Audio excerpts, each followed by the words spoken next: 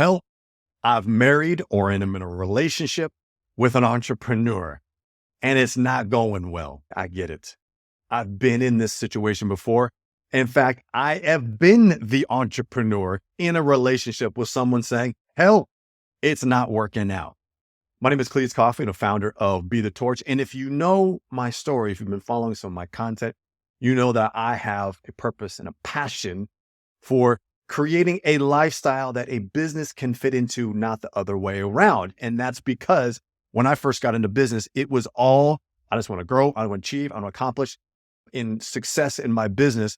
And then I'll figure out how to use the success I've had as a business person to grow the other areas of my life. What I found is that is a recipe for chaos, destruction, pain, heartbreak. It doesn't work. So this video here is coming from the perspective of I am a male and I have been the entrepreneur.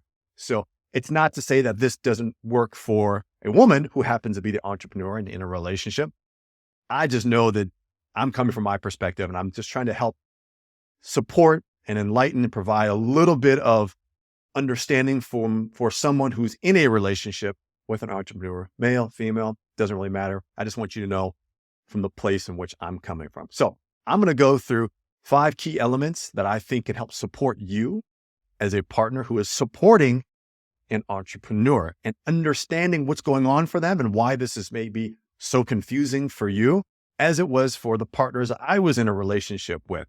So just a quick backstory. Like I first got an entrepreneurship right around the time when I got married and started a family. Probably not the best time to do it, but hey, go big or go home, I guess was my approach to things. And I went for it. I went in and took it all. And as a former athlete, like I'm a high achiever in all things that I'm doing. Like I want to be the very best and reach my highest potential. And so that high achieving mentality really started through sports and then connected with entrepreneurship, which was the first thing that really made me feel like being an athlete once again. When it comes to entrepreneurship, we're going to hit these 5 things I really think will help provide some support, some insight. Number 1, the entrepreneur, especially the male entrepreneur, needs to have purpose in their life. And business gives them a sense of purpose. Not saying that you as a partner is not part of purpose. Not saying that children or other areas of life are not. They're all included. It's just the way that they are thinking is that the business is purpose. What we teach them through all of our Be a Torch Academy and trainings and so forth is that purpose embodies all elements of life, the psychology, the physiology, the people, the profits, and the presence in their life. So it's all encompassing. But just so you know, they're thinking from money, business, success. That's my purpose. So let's just meet them where they're at there. And so they're not evolved yet, most likely to understand that all areas of life are part of their purpose. Again, they're just focused on driving and achieving on the scoreboard of business and money. So they seek purpose. So meeting them where they're at and supporting them in their purpose is really beneficial. It may not feel good because maybe either the purpose isn't or the business is not working out. Maybe they don't seem totally aligned with it. It's causing them more heartache than it is success. I get it. And supporting them in purpose, whatever that may be, and listening to them is really a part of, from a man's perspective, it's woven into our DNA. And so supporting them in that, whatever the purpose may be, obviously there's got to be the business and the money and so forth, got to be able to support the family, got to be able to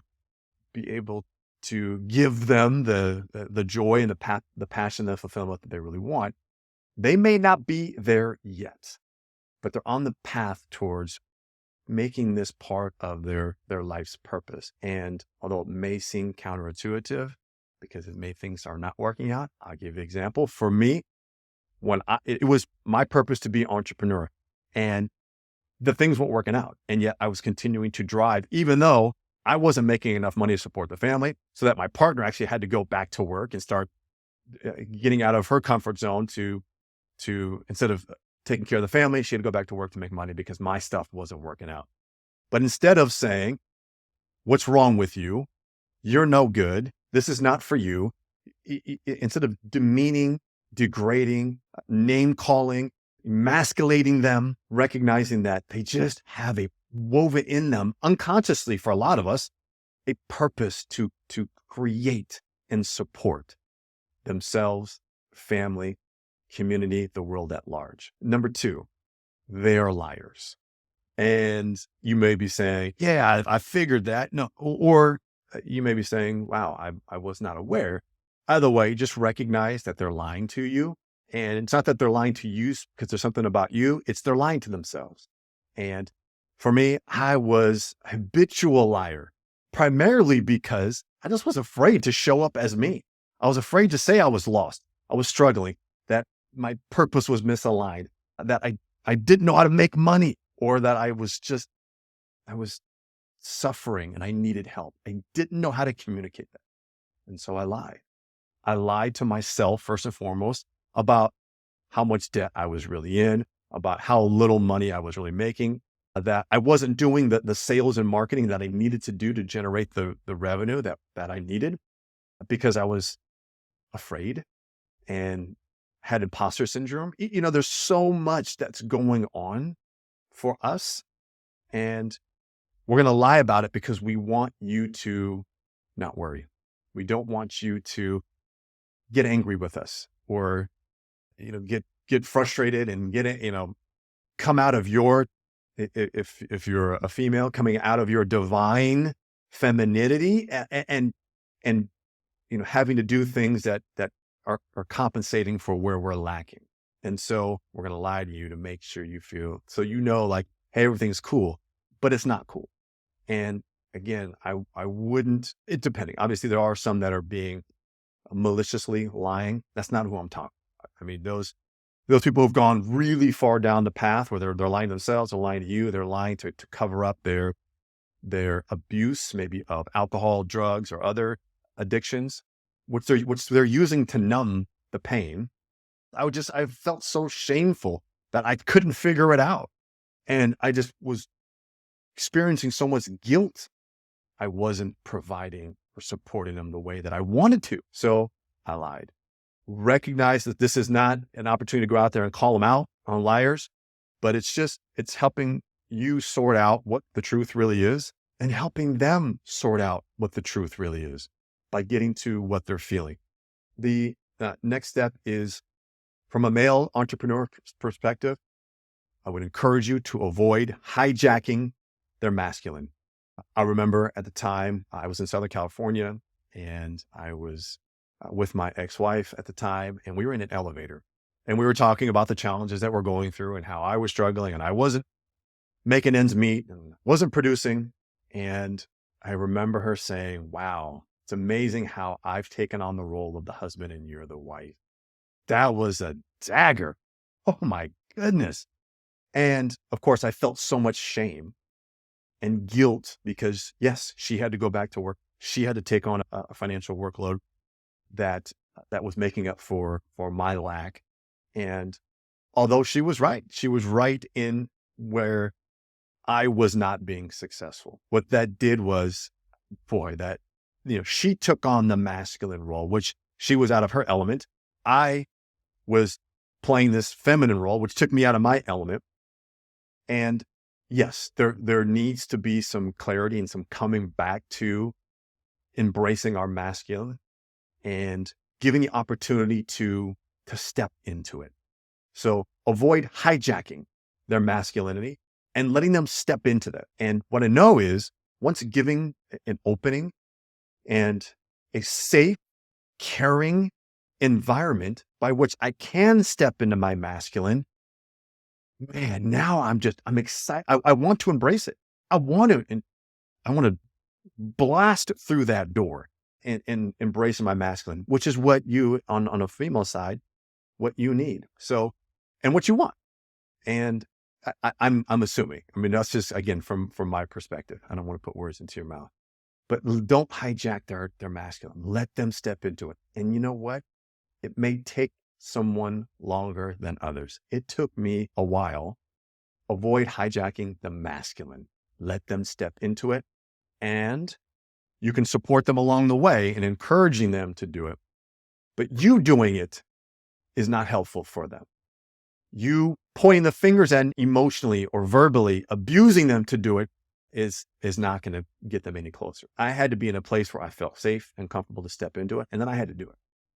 And look, it's an ongoing process. It's not like once you're there, it's done. It's an ebb and flow. It's a learning and growing and continuing to embrace that, and having a partner in that who is in their divine feminine, and the two can work together in that capacity, in those areas in which they feel.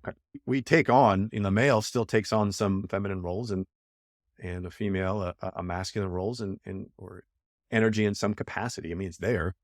Let them step into their masculinity. The last one is feeling. Now, this kind of embodies everything that I talked about, the other previous, which is, for a lot of us men, entrepreneurs, high achievers, we've never been taught how to feel.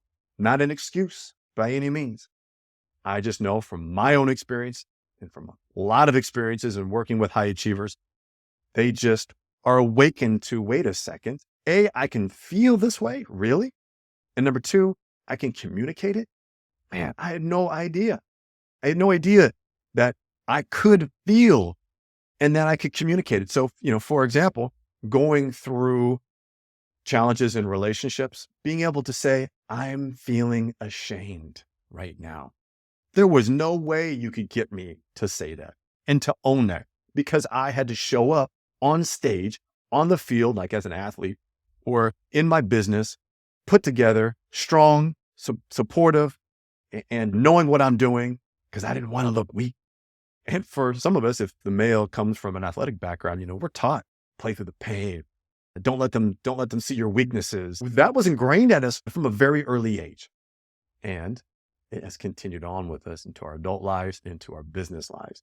So we don't feel that we don't understand that we can feel, and more or less be able to communicate it.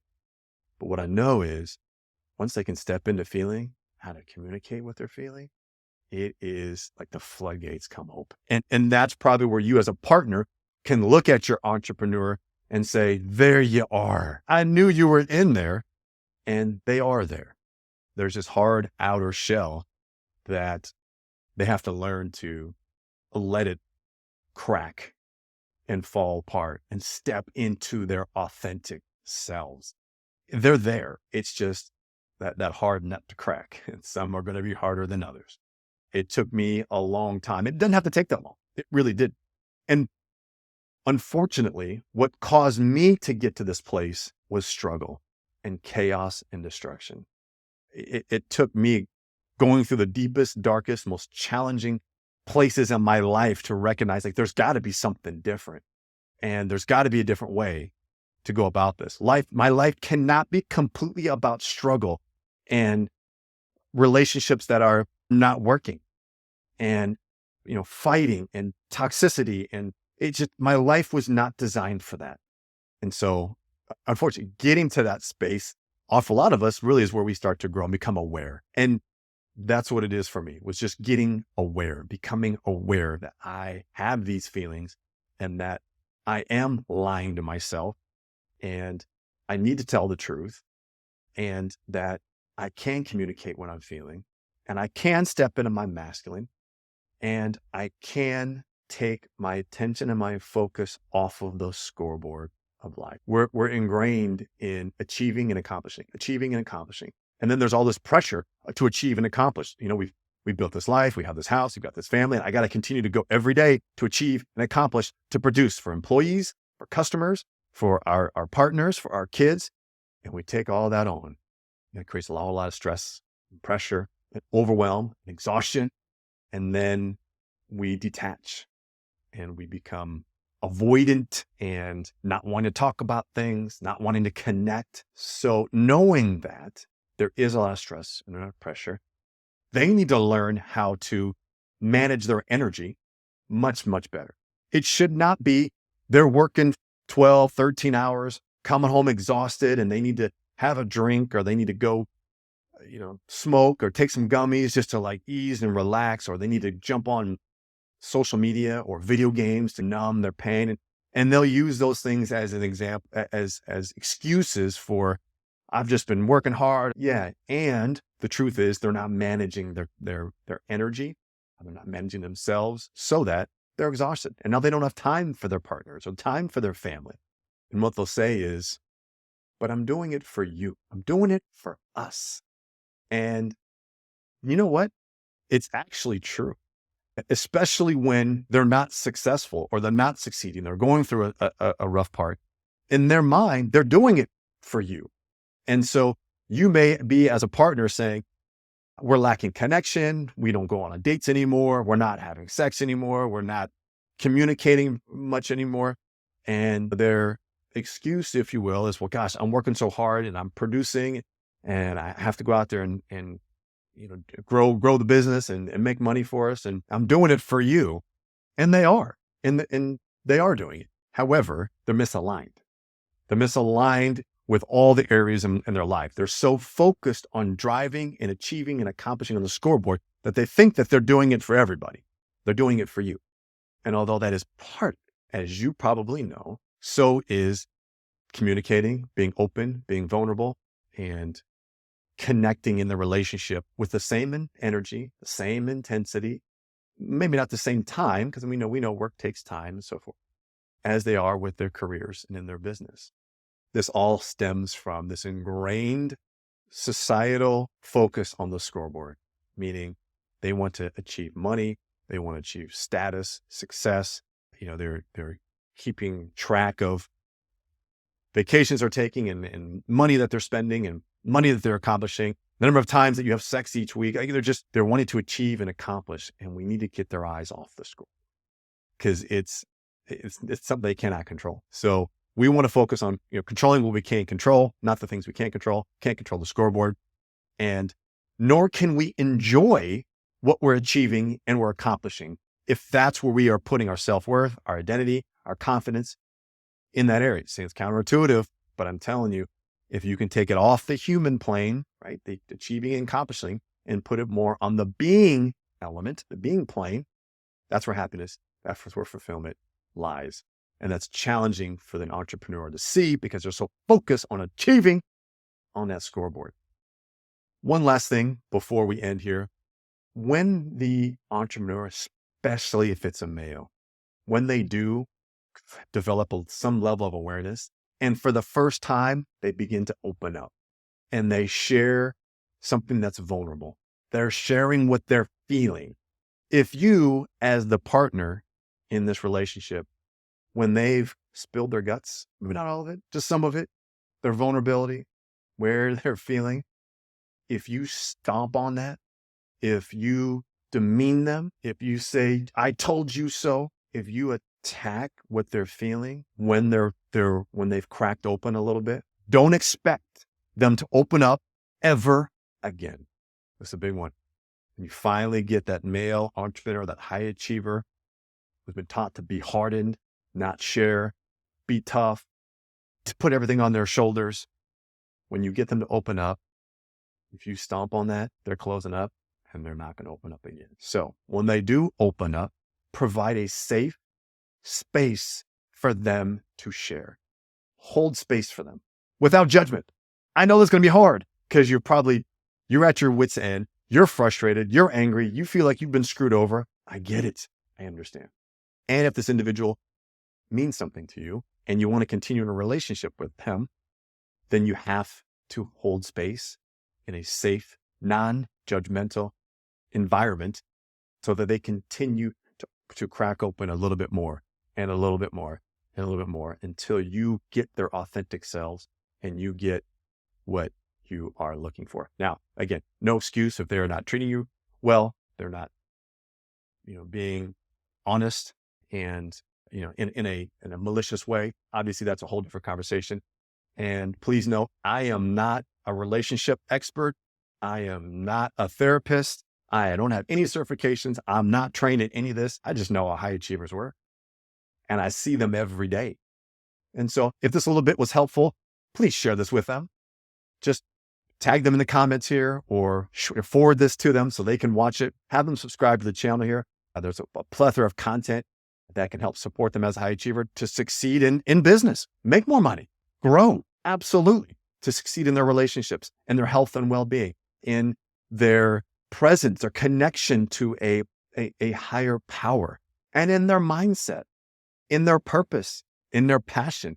Those elements that look, we don't stop learning and growing just because we made a little bit of money, we bought a house, or we're in our 40s. No. It's an ongoing mindset, psychology process of growth and evolution. And I can help support them in that. You can also send them to bethetorch.com, where they can schedule an appointment with us and find a program that can be good fit for them, that they can step into and help build a life that their business fits into, not a business where they're trying to figure out how to grow their life. So thank you all for your time. I hope this was supportive to you. If this was helpful, please leave a comment here. Say, yep, thumbs up. That's all I need. Just knowing that we're on the right track here.